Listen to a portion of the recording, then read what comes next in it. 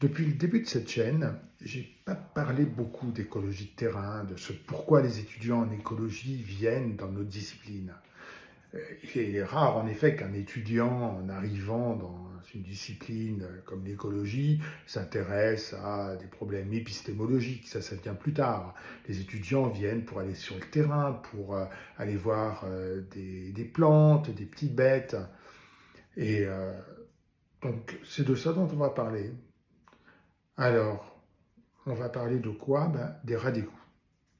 Ah, je vous vois venir. Vous rêviez de forêt amazonienne et je vais vous parler des rats. Eh bien oui, s'occuper de la ville, c'est aussi faire de l'écologie. L'écologie urbaine est une des disciplines de l'écologie. Alors, quid de ce rat des villes?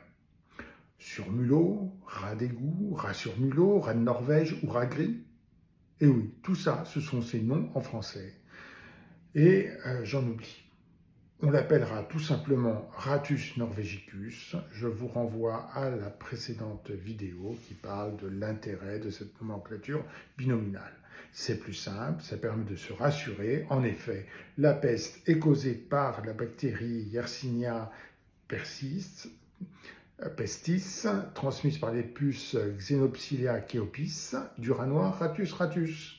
Et donc, notre bon vieux rat d'égout Rattus norvegicus n'était pas responsable de la peste au Moyen-Âge.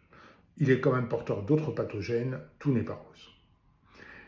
Si vous habitez dans une grande ville, vous vous êtes habitué à cohabiter avec les rats d'égout. Mais finalement, combien y en a-t-il dans une ville? Par exemple, à Paris, combien y a-t-il de rats? En fait, dénombrer la population de rats, c'est quasiment impossible. Ça nécessiterait des moyens et avec des coûts complètement hors de proportion de l'intérêt du sujet. Mais on a un autre outil en tant qu'écologiste à notre portée, la notion de proxy. Un proxy, c'est une mesure de quelque chose que l'on cherche à déterminer, pour lequel on n'a pas de moyens faciles à mettre en place pour obtenir cette valeur, mais ce proxy nous permet d'avoir une indication de la valeur qu'on cherche à déterminer. Alors, quel proxy on peut utiliser? Là, il faut avoir de l'imagination. Vous pouvez, par exemple, utiliser le nombre de plaintes au service d'urbanisme de la ville. Plus il y a de rats, plus il y aura de plaintes, et donc le nombre de plaintes vous donne une information sur la population de rats.